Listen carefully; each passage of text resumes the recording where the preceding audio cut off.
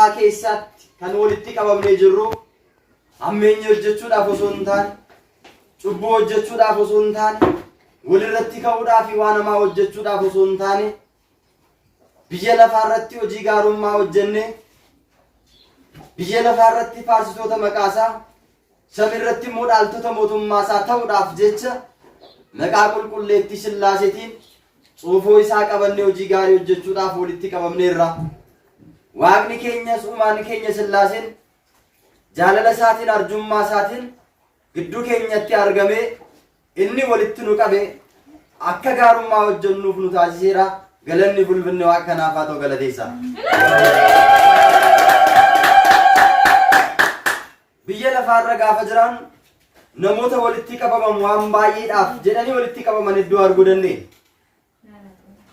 Misooma biyya lafaa hojjechuudhaaf jireenya diinagdee biyya lafaa isaanii guddifachuudhaaf jecha walitti qabamuu danda'u. Nuti garuu diinagdeen keenya qabeenyi keenya inni guddaan walitti sassaabbachuudhaaf kan walitti qabamneef inni guddaan gaarummaa hojjechuudhaaf. Biyya lafaa jaalalli keessaa dhabamee yeroo ammaa kana sababa cubbuu fi yakkaatiin sababa gidiraa biyya lafaa irratti raawwatamuuf jaalalli gidduu isaanii dhabameef biyya lafaa kanaaf jaalala taane biyya lafaa kanaaf fakkeenya taane jaalalaadhaan walitti qabamne hojii gaarii hojjechuudhaaf walitti qabamne. Maaliif hojii gaarii hojjechuuf walitti qabamne yoo jenne ilaal bara dhumaa irratti hundumti keenya gaafiin gaafatamnu tokko ni jira.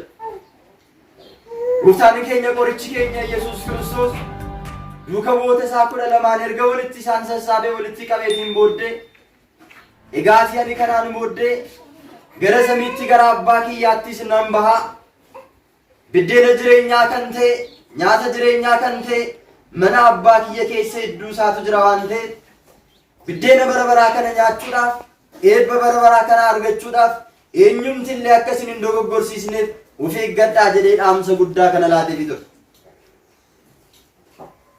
Gooftaan keenya Yesuus Kiristoos akka isaan of eeggataniif yemmaa itti mutti ammeenya irraa akka isaan of eeggatan cubbuu irraati akka isaan of eeggatan adeemsa biyya lafaa irratti raawwatamuu fi waan Waaqayyoon hin jaallanne hunduma irraati akka isaan of eeggatan isaan barsiisee ture jechuudha. Qulqullichi abbaan keenya Afawarqi innaa dubbatu jireenya mucaa namaa keessatti hangafoota cubbuu kan jedhaman waan Waaqayyo hojjedhaa namaan jedhe dhiisanii waan Waaqayyo hin hojjetinaa jedhe hojjechuun cubbuu guddaadha jedhe akkuma kaa'e cubbuu biyya lafaa kanarraa akka isaan fagaatan yakkarraa fagaatanii hojii gaarummaa duukaa bu'anii akka isaan hojjetan erga isaanii kaa'een booddee wangeela Maatewos boqonnaa 25 irra gaafa dubbisnu sagalee isaa isa dhugaadhaan isa hin darbineef lammaffaa deebi'ee innaa dhufutti lammaffaa gara biyya lafaatti murtiidhaaf innaa dhufutti gaafin nu gaafatu waan inni jiruu fi akka nuti hojii gaarummaa hojjennu jecha nu yaadachiisudha jechuudha.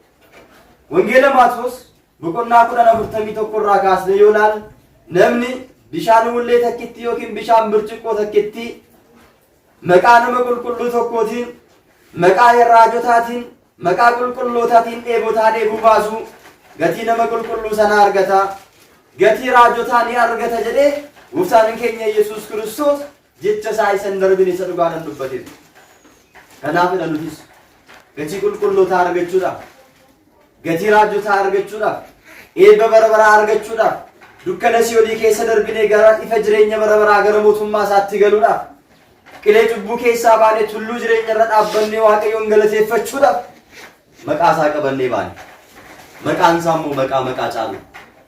Maqaan isaa immoo maqaa diina rifaasisu. Maqaan isaa maqaa dhukkubsataan ittiin fayyu. Maqaan isaa maqaa inni rakkate rakkoo isaa keessaa bahee dandamatee dukkana keessaa gara ifaatti gaddarraa gara gammachuutti ittiin ce'uudha. Galanni ulfinna Waaqayyoof haa ta'u galateessa. Kanaafidha maqaa Sillaasee kan qaban. Inni garuu maqaa raajotaatiin maqaa qulqullootaatiin kan nuun jedhe maqaa isaa isa guddaa fi abbaa bara baraa kan ta'e maqaa isaatiin eebba bara baraa akka argannuuf maqaa isaatiin walitti qabamneera. Nyaanni asitti raawwatame yookiin taasifame baasiin bahee diggisiin kun diggifamee hojjetamee dadhabdoonni akka nyaatan nutis akka nyaannu taasifame kun hundi isaa lafatti waan badu isinitti hin fakkaatina. dadhabbiin nuti mana qulqullummaa keessatti dadhabnu kun gatii waan hin qabne isinitti hin fakkaate. Namoonni ganamaaf galgala gara mana qulqullummaatti waaqayyootti kaachuun isaanii dadhabbiin isaanii dhamaatiin isaanii hundumtiyyuu gatii waan hin qabne nutti fakkaachuu danda'a. Hundumti isaa fuula waaqayyoo fuulduratti gatii qaba. Sababiin isaas macaafa qulqulluu irratti akkana jedhee barreeffame. Biddeena keessan bishaan irratti gataatii booddee deebitanii ni argattu jedha. Maal keessan? Biddeena keessan bishaan irratti gataatii booddee deebitanii ni argattu. Namni biddeena bishaan irratti gatee deebi'ee argachuu hin danda'u. Galaana yoo ta'e fudhatee deema. Kan hin yaade yoo ta'e immoo biddeena sana nyaatee yookiin immoo kukkutee balleessuu danda'a. Biddeena kee bishaan irratti gatii jechuun biyya lafaarra gaafa jirtu hojii gaarummaa hojjetu. Warra rakkatan gargaarii, beela'aa beela baasii, kan dheebote obaasii, kan daaretti uffisiiti. Har'a oolmaa siif deebisuu kan hin dandeenye. Har'a gatii siif baasuu bakka oolmaa keetii homaa siif deebisuu kan hin dandeenye hiyyeessoo maan qabne dadhabaa gargaariiti. Gatii keessa miirratti argattaa dhagalanni bulchuun isaa faatu galateessa. Gatii dadhabbii keenyaa kan nu jalaan gane. Galmee jireenya irratti nuuf barreessee jireenya keenyaaf eebbaaf akka nuuf ta'u kan nu taasisu. Sillaasee qabanneerra. Eenyuun qabanneerra? Sillaasee. Eenyuun qabanneerra? Sillaasee. Galanni fulfinni sillaaseedhaaf.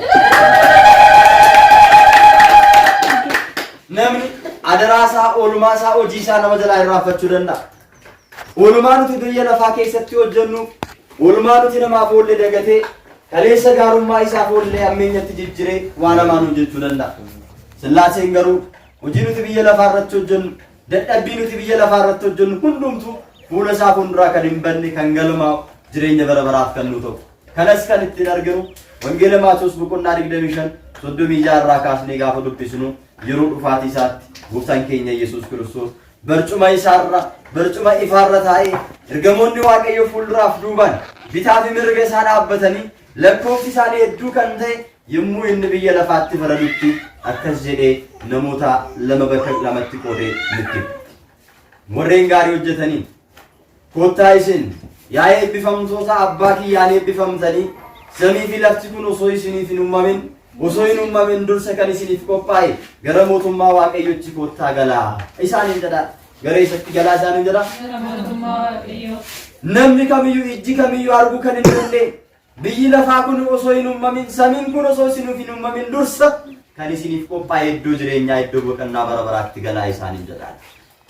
Qulqulloonni waaqayyoos walitti sassaabamanii sagalee isaanii ol kaasanii yaa gooftaa gatii kanaaf kan nuuf ta'uu danda'u oolmaa akka kanaaf kan nu ga'uu danda'u iddoo boqonnaa bara baraa kanatti akka galluu fi kan nu dandeessisu hojii gaarummaa maalii qabnaa jedhanii gaafatu. Hojii maalii qabna? Hojii gaarummaa nuti hojjenne hojii mootummaa keetti nu galchuu danda'u.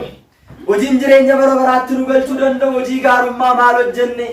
Gaarummaa kanaaf nuti kan mallu miti iddoo boqonnaa kanatti galuudhaaf hojii gaarummaa hin qabnu jedhanii mormuudha. Gooftaan keenya Yesuus Kiristoos garuu isin beela'een ture na nyaachistaniittu maal godheen ture?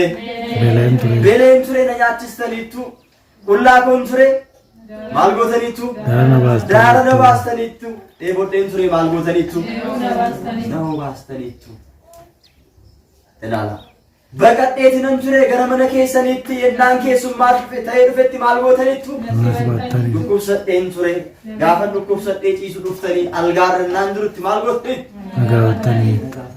Kanaafiyyuu iddoon kun isiniif ni malaa jedhee galanni fulfinni waaqayyoo.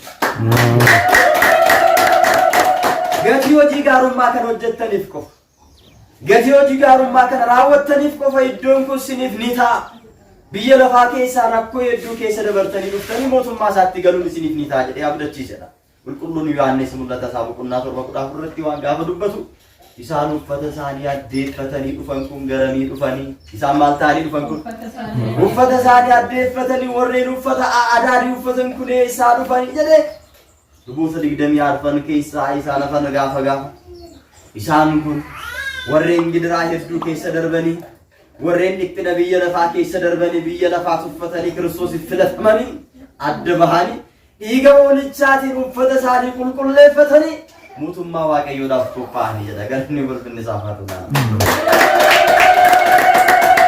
warra eenyuudhaaf qophaa'an warra mootummaa waaqayyoodhaaf qophaa'an biyya lafaa irratti rakkataa gargaaruun keenya mootummaa waaqayyoodhaaf nu qopheessa. Biyya lafaa irratti kan beela'e beela baasuun keenya mootummaa waaqayyoodhaaf nu qopheessa. Biyya lafaa irratti hojiin nuti xiqqoon asitti hojjennu kun mootummaa waaqayyoodhaaf nu qopheessa laala. Salphaa isinitti fakkaatina gaafa qoraan cabsitan gaafa bishaan buutan gaafa kuftanii kaatan gaafa beelaa beela baastan gaafa dheebotaa dheebuu obaastanii eenyu nu baasu keenyadha waaqayyo nu baasu keenya nyaachisu keenya egaati duuka boonni qulqulloonni toloonni gara mirgaa dhaabbatan yaa gooftaa yoom beela'uu kee arginee beela si baasne yoom dheebochuu kee arginee dheebuu si baasne qullaa kee ta'uu yoom arginee sitti uffifne jedhanii gaafa gaafatan kan isin bira jiru isaan xinnayyoo kana isaan waa homaa godhachuu hin dandeenye kana yaadattanii kan qabdan irraa baastanii kan isaaniif gootan hundumtiyyuu naaf godhu keessanii kanaafiyyuu galata qabdu kottaa gara mootummaa kiyyaatti galaa jedhee gara mootummaa isaatti isaan galchaa galanni ulfinni waaqayyoof haa ta'u. Ameen. Eenyu faasoo? Waaqayyoof. Eenyu faasoo? Waaqayyoof. Kan kana raawwatu oolmaa isaa guddaadhaan hojii gaarii akka hojjennuuf kan nu filate badii keenya balleessaa keenya osoo nutti hin lakkaa'in gaarummaa isaatiin laphee qulqulluudhaan tasgabboofnee sagalee isaa akka dhageenyuuf kan nu filate galanni isaaf haa ta'u. Eenyu faasoo? Waaqayyootiif. Galateessaa kaa waaqayyoo. Egaa namoonni baay'een xoofoo dhuguun kiyya maaliifi? Cuubaa baachuun kiyya maaliifi? Qoraan cabsuun kiyya dadhabuun kiyya maaliifi jettanii yaadda'uu dandeessu ta'a. Waa'ee gatii keessanii, waa'ee deemsa keessanii, hojii keessanii waanumaa bu'aa isiniif hin buufne isinitti fakkaatee yaaduu dandeessu ta'a. Hojiin keessan gaarummaan isin argattan isa kana. Gaarummaan nuti argannu isa kana. Yeroo tokko duuka bu'uun gooftaa keenya Yesuus Kiristoos gaafii gaafatan. Yaa gooftaa qabeenya keenya hundumaa dhiisnee si duukaa buuneerra. Ijoollee keenya hundumaa biyya lafaa tuffannee si duukaa buuneerra. Dhugni keenya gatiin nuti argannu maalidha jedhanii gaafa gaafatan guyyaa dhumaa sanitti barcuma firdii 12 irra teessanii biyya lafaa irratti murteessitu isaanii. Maalitti murteessitu? Biyya lafaatti murteessitu isaanii. Warreen cubbamoota ta'an hojii gaarummaa warreen qabne adeemsi jireenya isaanii hundumtuu sobaa fi hammeenya irratti kan hundaa'e isaanitti murteessitu jedha. Egaati warreen soba dubbatan, warreen yakka qaban, warreen cubbuu qaban, warreen gaabbiin galan gara mootummaa isaatti dhiyaachuudhaaf fooniif dhiiga isaa warreen fudhanne warreen biyya lafaa fi diiyaabiloos duukaa bu'anii jiraatan irratti murteessitu jedhee akkuma kaa'ee egaati karaa bitaa warra jiraniin immoo gooftaan keenya Yesuus Kiristoos gaafii akkana jedhu isaanii dhiyeesse. Beela'een ture maallan goone nan nyaachisne qullaa koon ture daara nan baasne dheebodheen ture baqadheen ture dhukkubsadheen ture nan gaafanne waan ta'eef samii fi lafti kun osoo hin uumamin kan isiniif qophaa'e gara ibidda bara baraa gaannama isaati bakka seexanoonni fi hangafoonni seexanaa jiran gara sanitti galaa narraa deemaa hin beekun isiniin jedhaa jedhe. Maalan isiniin jedha? Ani isiniin beeku. Gonkumayyuu isiniin beeku waan ta'eef narraa deemaan isaaniin jedha. Warra kamiin? Warra hojii gaarii hin qabne. Rakkataa kan hin gargaarre, beelaa beela kan hin baasne, dheebotaa dheebuu kan hin baasne, kan qullaa ta'anitti kan hin uffifne, kan dhukkubsatanii jiran kan hin gaafanne Kiristoos maal jedheera? Maal jedheera? Isiniin beeku narraa deemaan isiniin beeku. Waaqni nu beeku taanaan eenyutu nu beeka? Biyya lafaa irratti beekamuun keenya gatii qabaare. Qabeenyi biyya lafaa irratti horannu Kiristoos nu beeku yoo ta'e maal faayidaa qabare?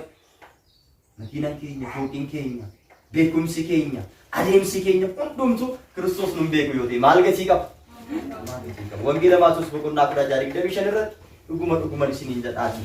Namni na duukaa bu'uu barbaadu yoo jiraate waa'ee ofii isaa dhiisee na duukaa bu'u. Fannoo isaa isanaaf jedhee baatu ofirra kaates na duukaa bu'u. Erga jedheen booddee biyya lafaa kana guutummaa yoo kan keessan taate biyya lafaa kana hundumaa yoo hoggantan yoo fudhattan lubbuu keessaniif garuu gatii bara baraan gatii lubbuu keessanii argattan yoo taatan mootummaa waaqayyootti hin galtan boqonnaa bara baraan hin argattan yoo ta'e maal gatii isiniif qaba? Gatii nu qaba? Gatii argachuudhaaf maal gochuun irra jiraata? Hojii jalqabne hiyyeessota gargaaruun jalqabame maal haa ta'u? Maal haa ta'u?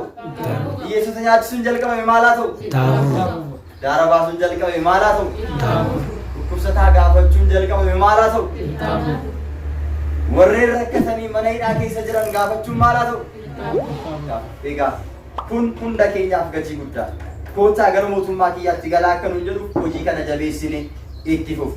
obboloon wal wajjin ta'uun isaanii akkam gaariidha. Inumaasus akkam nama gammachiisa jedhee faaruu Daawit 133 irratti Daawit akkuma dubbate walitti qabamuun keenya waan gaarii hojjechuudhaaf walitti qabamuun keenya mootummaa Waaqayyoo dhaaluudhaaf Kiristoos immoo akka nu beeku hojii nu beeksisu ta'u hojii Waaqayyoon biratti nu beeksisuu danda'u hojjechuudhaaf waan ta'eef hojiin kun immoo akka jalqaba isiniif kaase seerota wangeelaa ja'an cubburraa fagaachuudhaan hojii hamaarraa fagaachuudhaan Waaqayyotti amanuudha jechuudha. Kanaafuu hojiin keenya kun walitti qabamuun keenya kun itti fufamoo itti fufamoo Waaqayyoon galateessa. Yaa seerota ja'an wangeelaa keessaa maal hojjenneerra? Beela baasii jedha baasneera hombaa? Baafneera hombaa? Dhukkubsataa gaafatu jedha gaafanneerra? Amma nu hafa jechuudha laata. Argitanii? Warra hidhamanii jiran gaafadhu jedha gaafanneerra? Isaan kun itti guutamu. Gaafa guutan shakkii tokko malee biyya lafaa irratti mootummaa isaa dhaaluudhaaf samii irratti qophaa'u nurra jiraata. Dabalatamu. Namni seerota kana qofa waan eegeef seerota wangeelaa ja'an kana qofa waan eegeef qofa osoo hin ta'in jireenya isaa keessatti cubbuu hojjetee dhuunfaa isaatiin maal ta'uu qaba? Gaaffii galuu qaba. Gaaffii galtaniitu. Gaaffii galleerraa. Lammaffaa jireenya bara baraa argachuudhaaf maal ta'uu qaba? Foolii dhiiga isaa maal gochuu qaba? Fudhachuu qaba. Nyaachuu qaba. Dhuguu qaba. Nyaanneerraa. Dhugneerraa. Ilaala wangeelaa Yohaannis boqonnaa 54 dhuguma isiniin jedha. Biddeena samiirraa bu'e kan samiirraa dhufe anadha. Biddeenicha kan nyaatu hin beela'u jedha. Maaliin ta'u? Biddeenicha kan nyaatu hin beela'u. Dhugaatii sanas kan dhugu hin dhoobatu waan jedhu dhugaatii sana dhugneerraa akka hin beelofne lubbuun keenya akka si'ooliin galle akka jannata galu biddeena jireenyaa sana nyaanneerraa kan jedhu isinumaa fannisa. Egaati filannoon kan abbaati. Biddeenicha kan nyaate jireenya bara baraa qaba. Erga jedheen booddee dhuguman isiniin jedhaa mootummaa kootti galuudhaaf biddeenichaa fi ibistichaa fi waa'inicha keessaa dhuguun barbaachisaadha. Foon koo kan nyaate dhiiga koo kan dhuge jireenya bara baraa qaba. Foon koo kan hin nyaanne dhiiga koo kan hin dhugne jireenya bara baraa hin qabu waan jedhu jireenya bara baraa argachuudhaaf foon isaa nyaachuun dhiiga isaa dhuguun hojii gaarummaa amma dubbanne kana raawwachuun nurra jiraata. Hojiin keenya immoo akka waldaa keenyatti inni jalqabame itti fufaa. Waaqayyos nu gargaara. Nutis jabaannee hojjenna ni milkoofna. Galanni ulfinni Waaqayyoof haa ta'u galateessa.